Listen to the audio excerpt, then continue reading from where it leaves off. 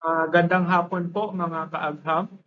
I am Erti Abana. I am the project leader of the institution development project entitled Establishment of Electronics Projects Laboratory for Process Automation of the Cagayan Lodging Industry, or Electrolab.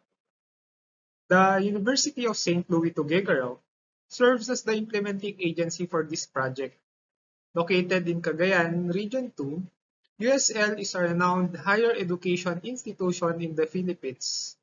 At our university, we take pride in our banner programs, which include Bachelor of Science in Computer Engineering, Electrical Engineering, and Electronics Engineering. These programs have enabled us to develop numerous electronics-based projects in the past. Notably, some of these projects have served as solutions to challenges faced by other programs such as Bachelor of Science in Tourism Management and Bachelor of Science in Hospitality Management. Building upon our expertise in these niche programs, we have embarked on conceptualizing an IDP project, and the aim of this project is to further enhance the capabilities and potential of our faculty and students in these specific fields. The conceptualization of this IDP project was also driven by the vibrant lodging industry in Cagayan, with its stunning resorts and beaches.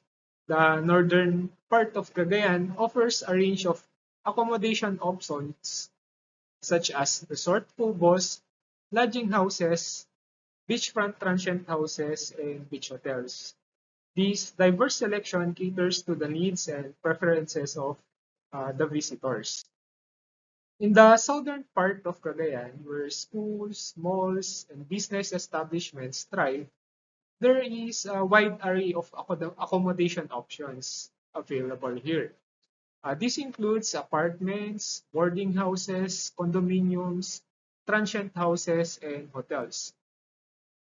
This diverse range of establishments caters to the needs of students, professionals, and visitors, providing a comfortable and convenient lodging choices in the bustling urban areas of Cagayan.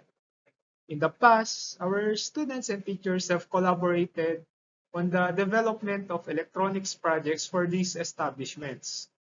Unfortunately, despite successfully completing these projects, there was a lack of effective transfer to the intended target establishments. Pero bakit? Ang dahilan kung bakit hindi naipapasa ang mga natapos na project sa mga target establishment ay kadalasan dahil sa hindi maayos na pagkagawa ng mga ito, katulad ng mga nakikita nyo dito. Karamihan sa mga project ay box type kasi yun yung madaling i-assemble. Ang ibang project naman ay mga retasong kahoy at yero ang nagamit.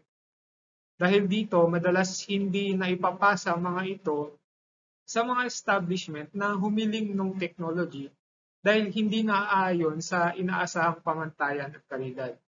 Kaya naisip namin na humingi ng tulong sa DOST para yung mga project na kailangan ng lodging industry ay magawa ng maayos at magamit nila.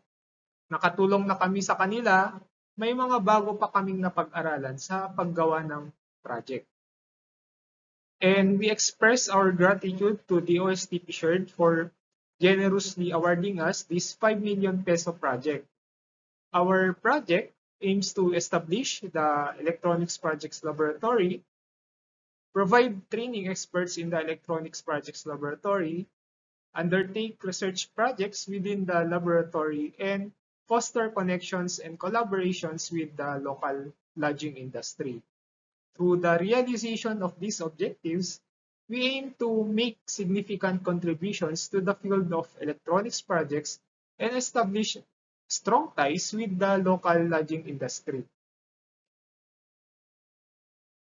Salamat po sa imbitasyon na magsalita para ma-present itong project namin, at muli salamat sa DOST PSHERD sa pag-approve ng project na ito, at mabuhay ang DOST.